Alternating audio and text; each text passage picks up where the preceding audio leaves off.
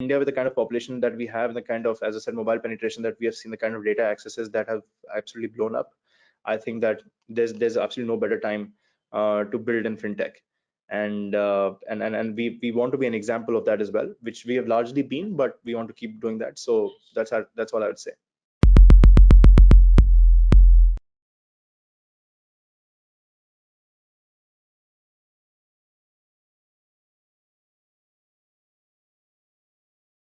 Welcome everyone to Startup Dunia, showcasing the inspiring journey of startups.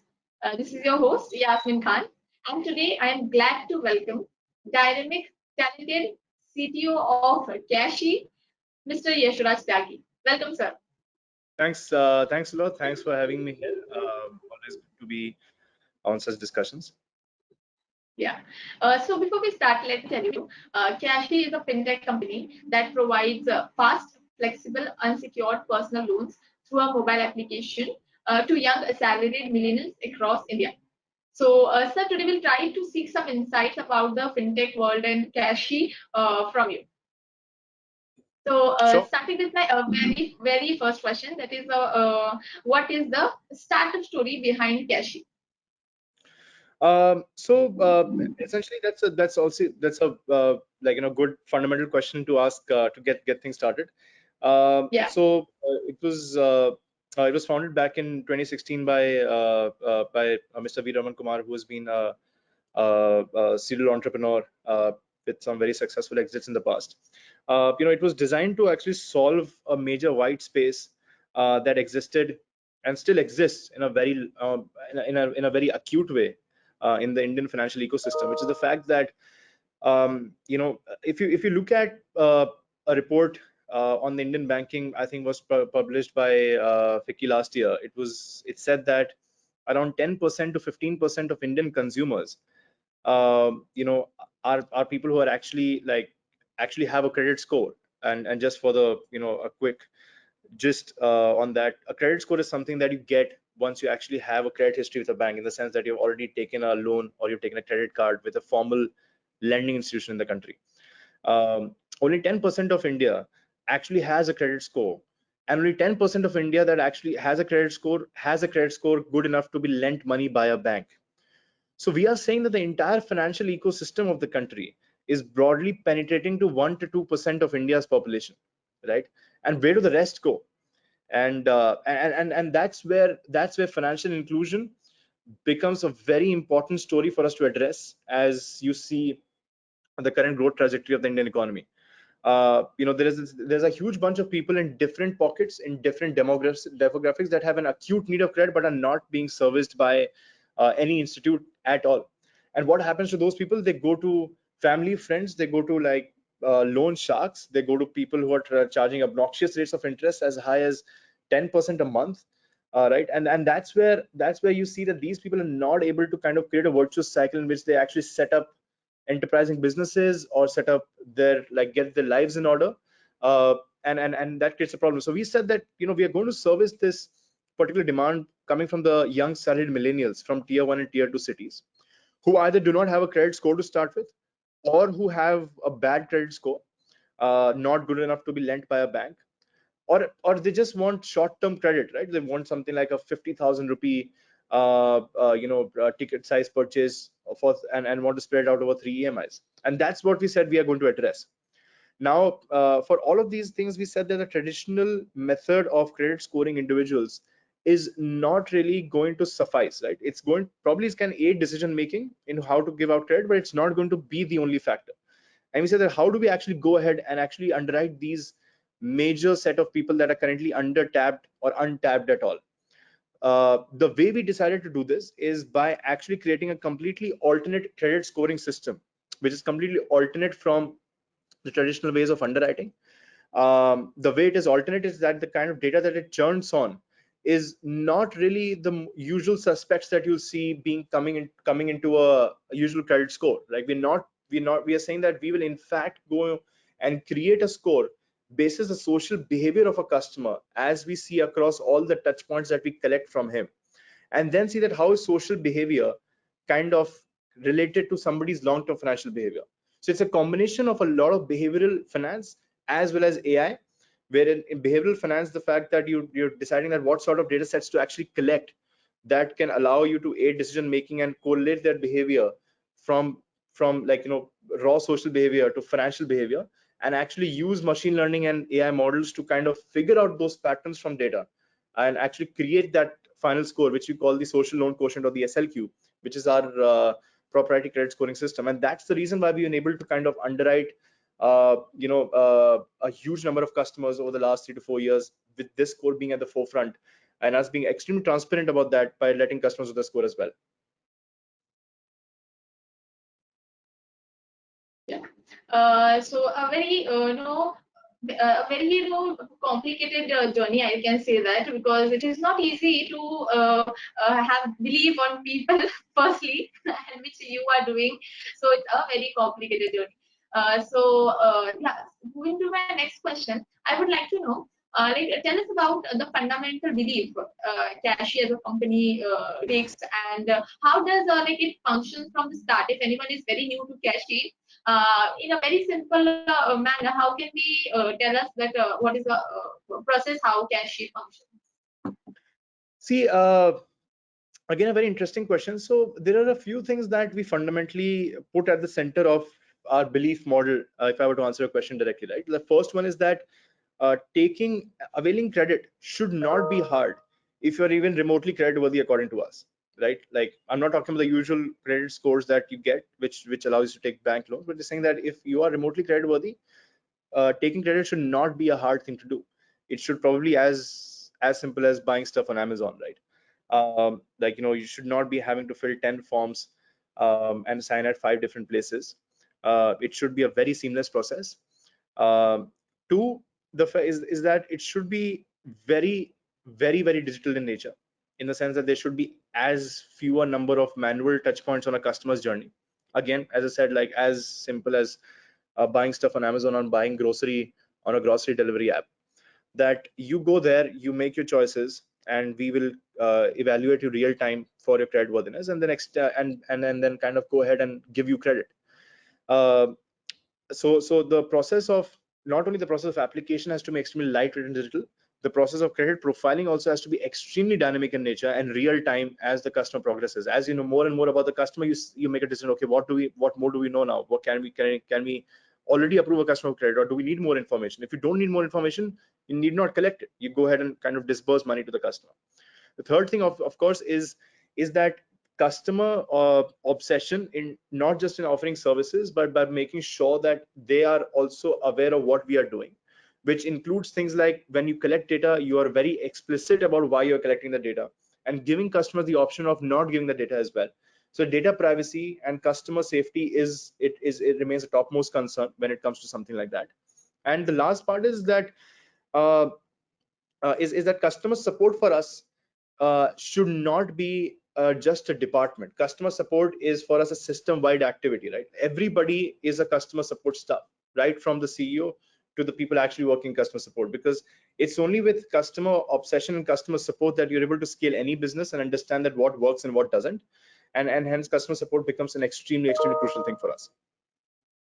So moving forward to my next question, I would like to know how do Cashy is able to manage to build a financial system so easy for everyone? Sure, thanks a lot for that question, and again, a very interesting one. So again, not going into the very deep in the trenches of tech that we do, but answering that in a very abstract way, right? See, lending is a two-pronged problem, like the way we see it. One is that whenever a borrower comes to any financial institution that lends money, we believe that there are two things that need to be determined over there. One, the first and foremost is the intent of the customer to actually repay the money that you're going to give him, or her. And the second one is the ability to repay that money, right? So it's a two-pronged problem. One is the intent to repay, and the second was the ability to repay. Now they both have to work in conjunction for your lending kind of system to actually function properly, right? And for you to keep control of your NPAs. Intent essentially implies that the customer might have all the ability in the world to repay your money, but the intent itself is not there, right? And that customer will definitely end up being a willful defaulter, is not going to give you back the credit. Ability, on the other hand, means that the customer might have the intent, but simply has lost the ability to pay back the money. Like he's a well-meaning person, wants to pay back the money, but probably has lost the job or has got a salary cut. Range of things, like, a lot of these things came at play during COVID, both first and second waves as well.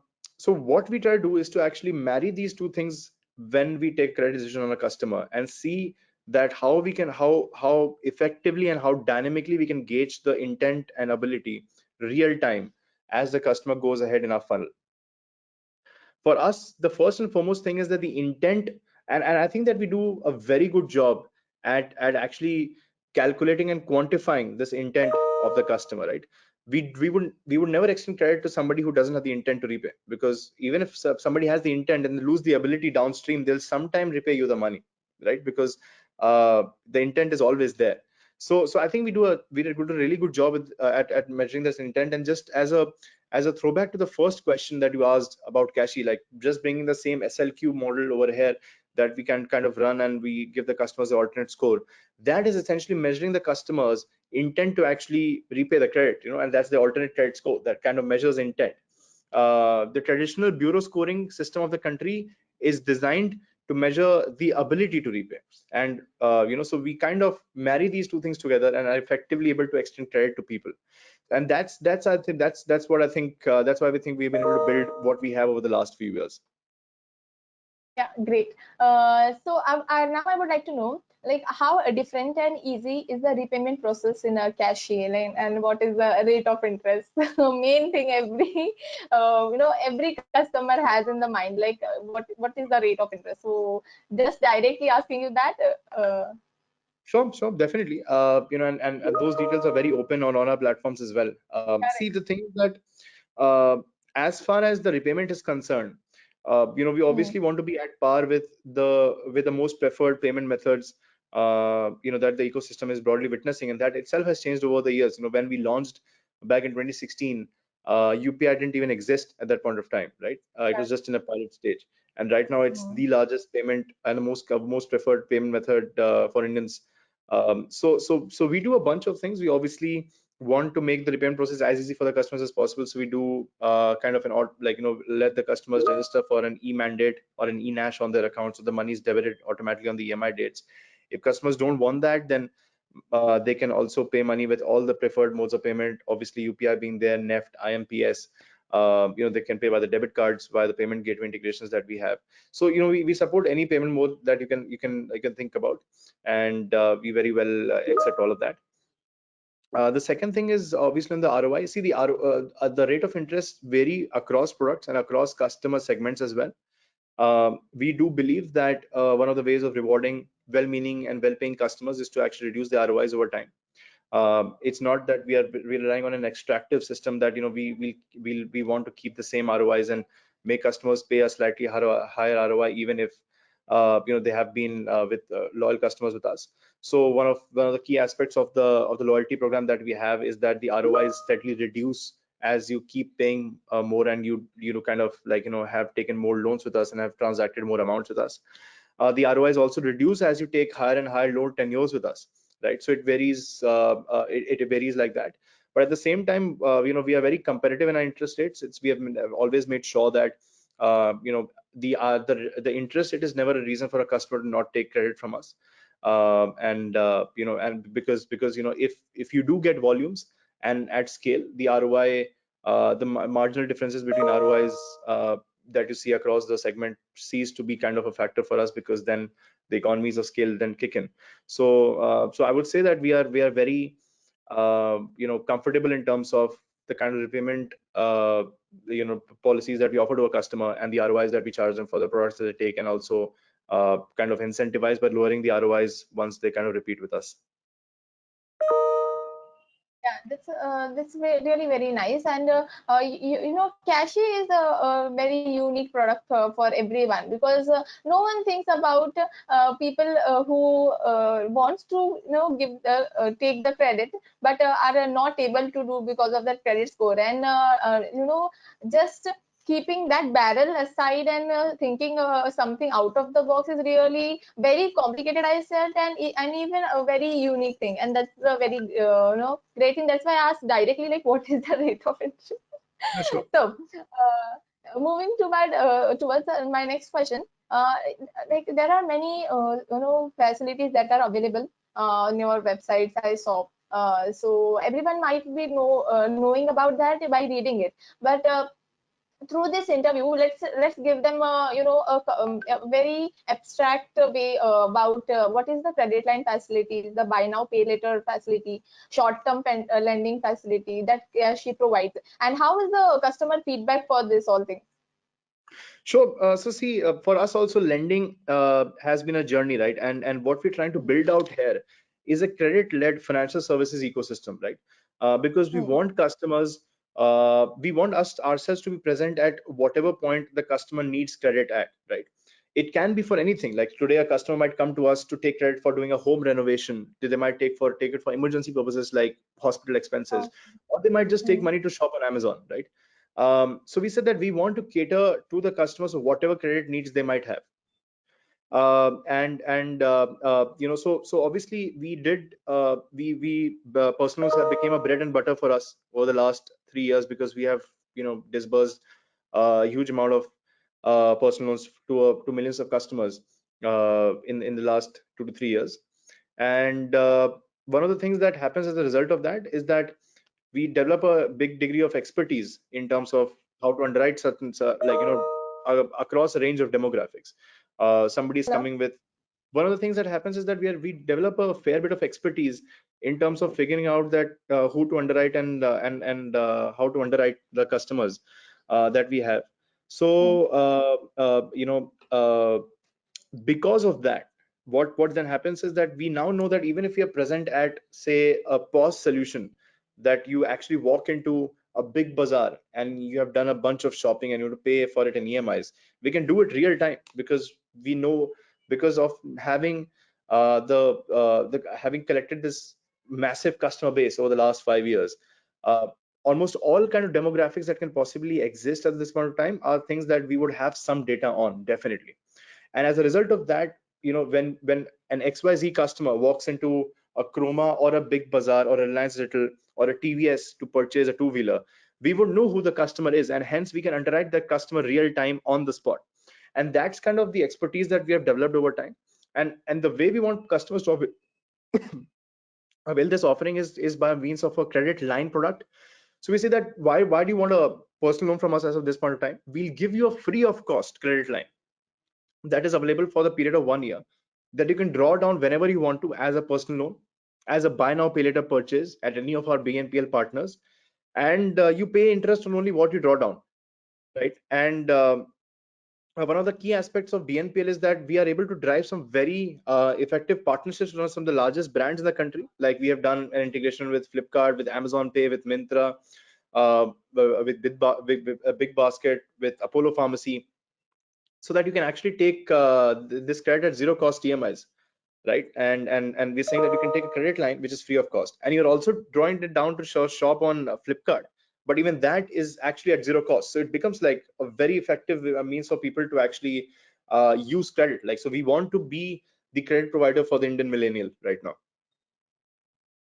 And definitely, you are going through that journey, and you are the credit provider for the millions, and that's a great thing. Now, in this entire journey, we would like to know, the journey is never easy. You are saying how we do this, we do that, but we know how much pain, the challenges, suffer you people might have gone through. So, not telling, asking you in detail, but let us know what are the challenges majorly you faced in this startup journey. Sure. That's also a very interesting question, and something that in the ecosystem we always see people talking about the upsides of it, but the downsides are not very frequently discussed. So there's a fair bunch of them, and I think that those are also both industry wide as well as company specific.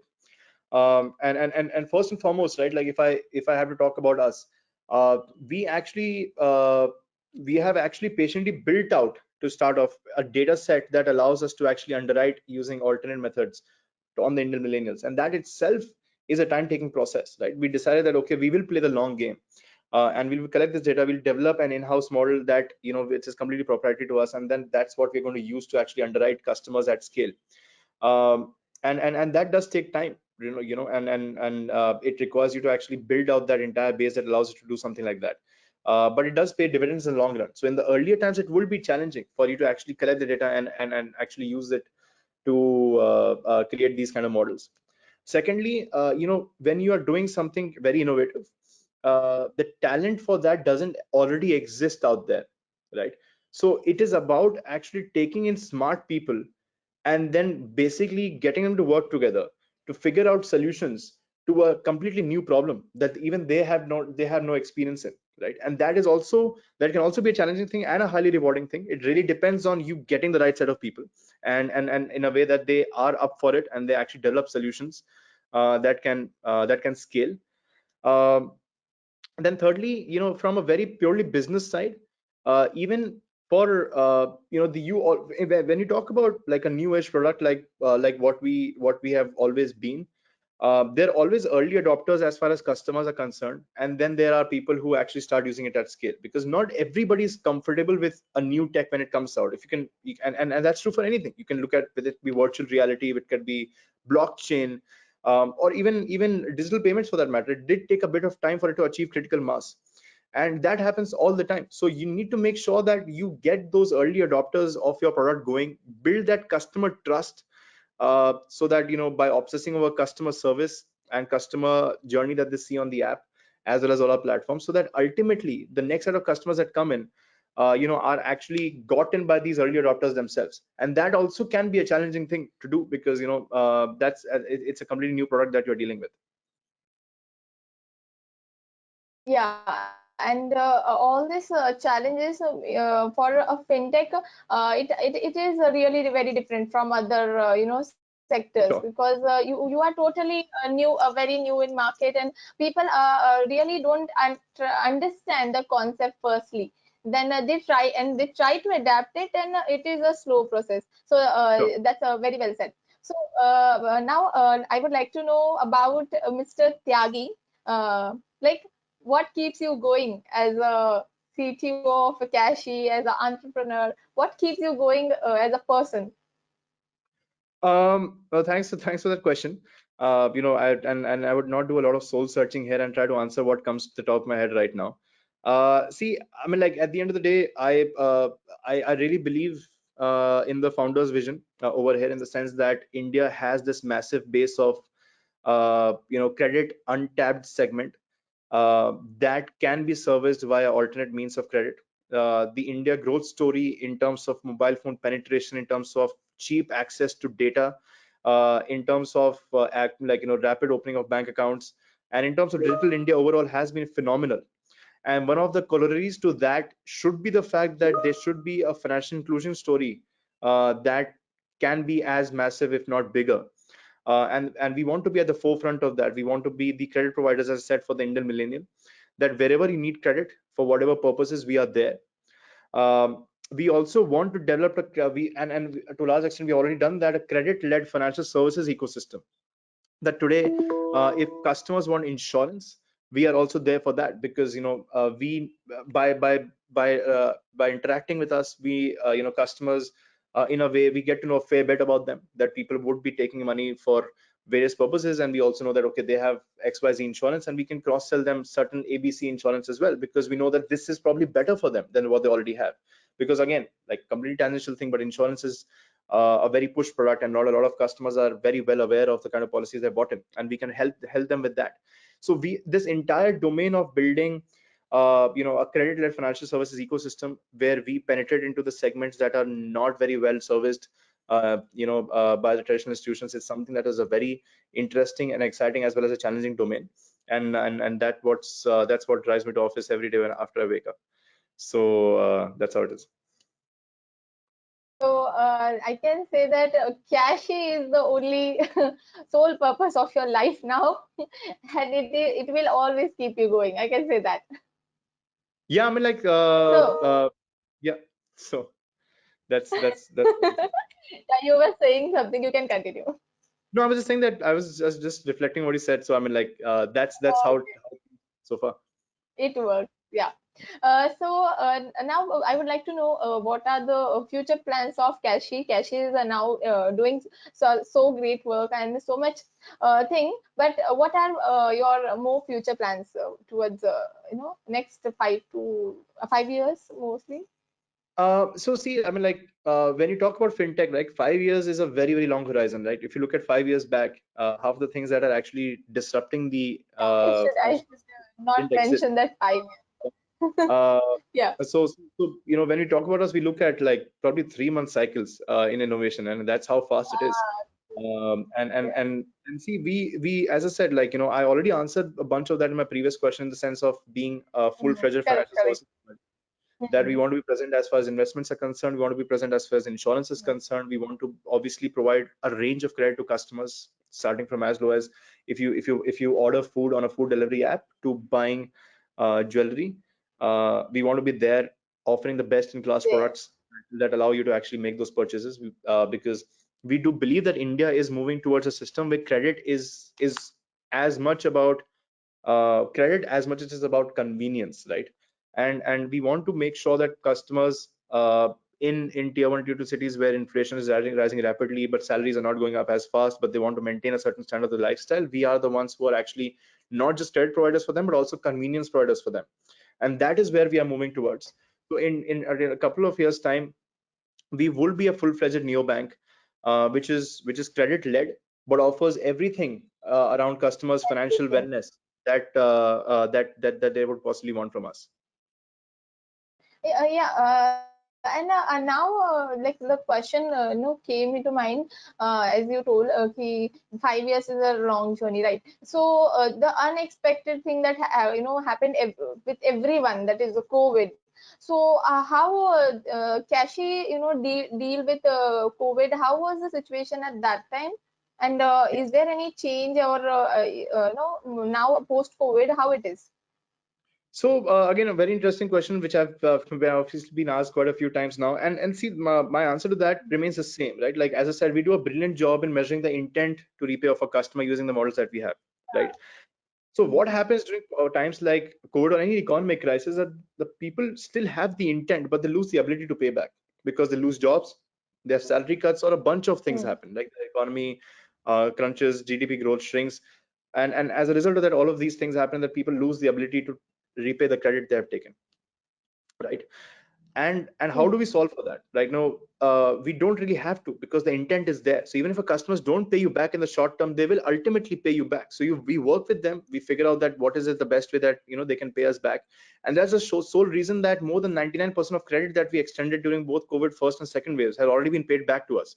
So right, Wow. because the intent was always there, even if people lost the Hmm. ability to do that in the short term. So that's how we look at something like that. That's great. Moving to my very last question of the session, and that is a very obvious question I always ask to all my guests. As a CTO of Cashi, and even to our audience who are watching this, what message do you want to convey through our conversation or through SME Venture from Cashi and as a person also? No, first of all, thanks a lot for this discussion. It was very, very engaging, and some very great questions that prompted me to think quite deeply as well. So thanks a lot for that. Secondly, as far as something I have to say is that the first thing that I would say is that if you want to get credit, then get Cashy, because we Cashi. do. And after that, I'd say that see, financial services in the country is at a very exciting stage of this point of time, whether it's SME Hmm. lending, whether it is payments, whether it is consumer lending, or any other kind of whole range of fintech products out there. You have Web3 coming up, which is going to disrupt finance as we see it. Um, I would say that this is a very exciting time for innovators to come forward and try and build out products that can really help the masses. And India, with the kind of population that we have, and the kind of, as I said, mobile penetration that we have seen, the kind of data accesses that have absolutely blown up, I think that there's absolutely no better time to build in fintech. And we want to be an example of that as well, which we have largely been, but we want to keep doing that. So that's all I would say. So I hope you like this session, sir. So thank you so much for your time and this chat. And we'll be connecting more for the events like this. Thank For you. my audience, you can check this interview on all our social media platforms of SN Venture, that is Facebook, Twitter, YouTube, LinkedIn, and you can check out all about Cashy on the website that is available. You can check out there.